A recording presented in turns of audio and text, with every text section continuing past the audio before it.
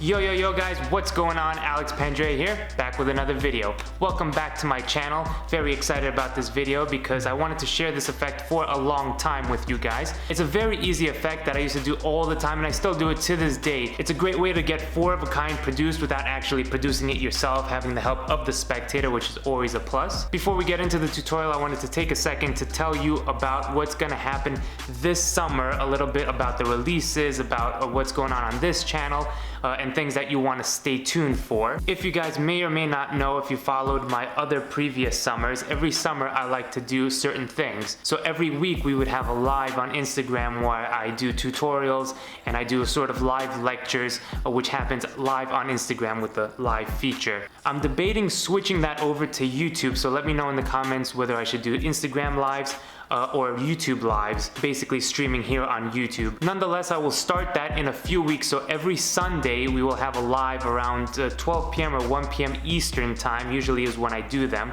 and you could come in for some free tutorials and free content. Also, we have a new deck of cards coming out in the next few weeks. You're gonna wanna keep up to date with my Instagram because this is something that we've worked on for over a year now, and I don't wanna just release a deck, okay? That's not my intention. I wanna put a story around it, a feeling behind it, and for a lot of releases that I do, I try to do that as best I can. So this one is by far my favorite one that I've worked on. The feeling behind it, the story, it's a futuristic vibe taking place in the year 3000. And I think we are doing something really cool with it. So just stay tuned for all of that. We'll do unboxing, we'll do showing what the deck is, and also a kick-ass trailer for it. So if you've seen the Fort Knock trailer, then I think you're in for a real treat. So as long as you know that about this summer and everything that is to come, plus a few surprises, we can now get into the tutorial. For this effect, you have a deck of cards, a spectator, and yourself. And you're gonna say to the spectator, look, I'm gonna make a prediction before we even start this effect. You look them up and down, and then you say, I got it. Perfect. Go through the pack, and you outjob one card and leave it in full view from the very beginning. You then tell the spectator they're gonna choose a card, and they're gonna do that by saying stop as you riffle your thumb down the pack. So you do this, and they say stop. And you go, this card, perfect. Okay, take a look at it. Doesn't really matter what it is. Show it around, and you're gonna place it back anywhere in the center, halfway. So maybe do this, maybe do this. It really doesn't matter. They're gonna place the card in somewhere in the center. And you say, in fact, what is the card? Oh, it's the Jack of Clubs. See, it really doesn't matter what card you selected. It's the circumstances about this whole situation. See, you put the card in between two cards, and this was your own choice. I made a prediction, and you chose a card. Let's take a look at how everything played out. Of course, the two cards surrounding your selection were the two jacks, and of course, my prediction was the last jack, and you have now all four jacks. And now you can go into a nice 4-jack routine, or if not, just kind of walk away. Bye-bye. Okay, for the explanation, it's very simple. There's only a few moves that you need to know. You're going to need 4 of a kind to start out with. Now, it could be any 4 of a kind. I like to do ones that are not super obvious, like the aces, just because I think it might be stronger to really have it feel random. So if it's like the 3s or the 10s or something feels a little bit more random, doesn't seem as set up as doing it with the aces or the queens or something.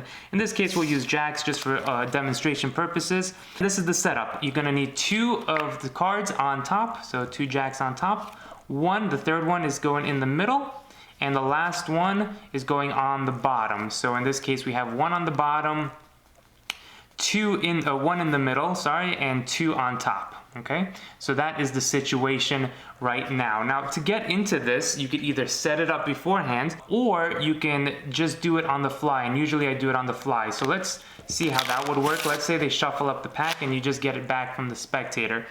You're gonna set it up as follows. Now, one interesting thing about a deck of cards, and you can do this yourself to see how this works, is if you go through a pack, chances are, now of course I don't know the math behind this, but chances are you're going to get a pair pretty close to each other. So if I look through here, like the 2 6s are pretty close to each other right here.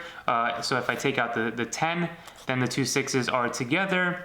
Here, there's 2 jacks together, but that's probably because, look, 2 10s.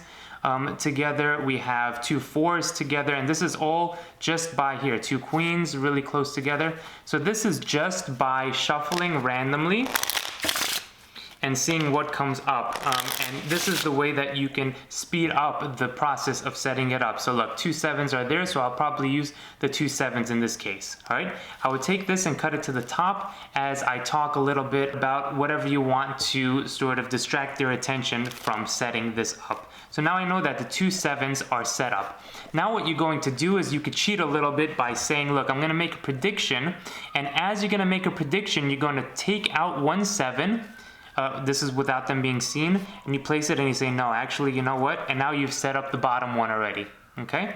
And now you're just gonna go in, take that 3rd 7 and make the prediction. So you're taking out the 3rd 7, that is in the middle. You have 1 on the bottom and 2 on top, and you're ready to begin, okay? Now from here, you can say, look, I'm gonna make a prediction. You place this off to the side, maybe put the box on top of it or whatever. Just make sure that they know that that's the prediction. Now what you're going to do is force the top card, which is one of the 7s, okay? So there's 2 7s on top. You're gonna force this one. Now you can do this in any way that doesn't disrupt the orientation of the bottom card or the top card, okay? And I like to do just a simple riffle force, and by doing that, so I don't have to cut the deck, because if I cut the deck, it's gonna disturb the order, I do a slip cut. So I pick up half the deck like this, and my thumb slips 1 card from the top to the middle, and then hold a break like that.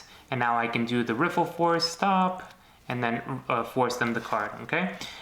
There's a lot you can do. You can also do a classic force at this time, but this sort of defeats the purpose, because if you miss the classic force, you've already made the prediction, you're gonna have to try to figure out a way out of that, and that's gonna be on you.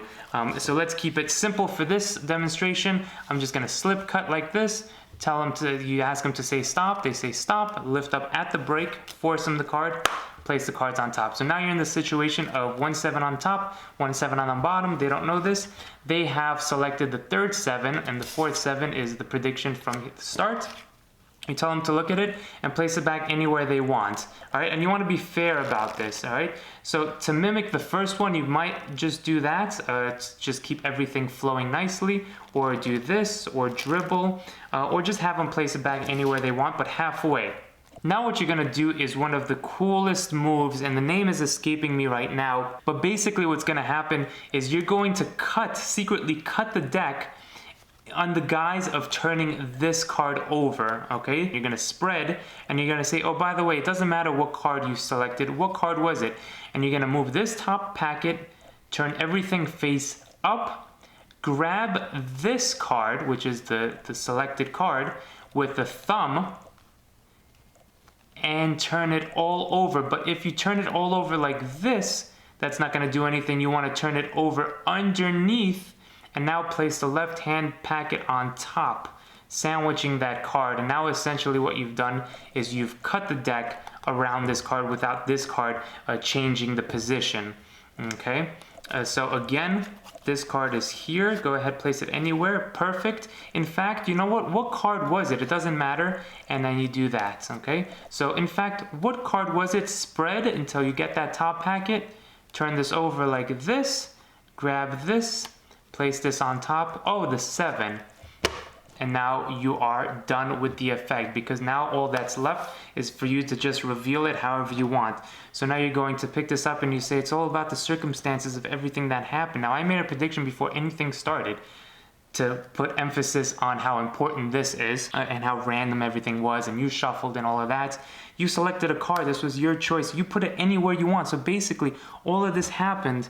And now let's take a look. The 2 cards that you placed the card in between, and now you spread and you place these 2 cards out. Everything else goes away. It doesn't matter at this point. Now I like to reveal this first because that gets a shock, and then the kicker is your prediction.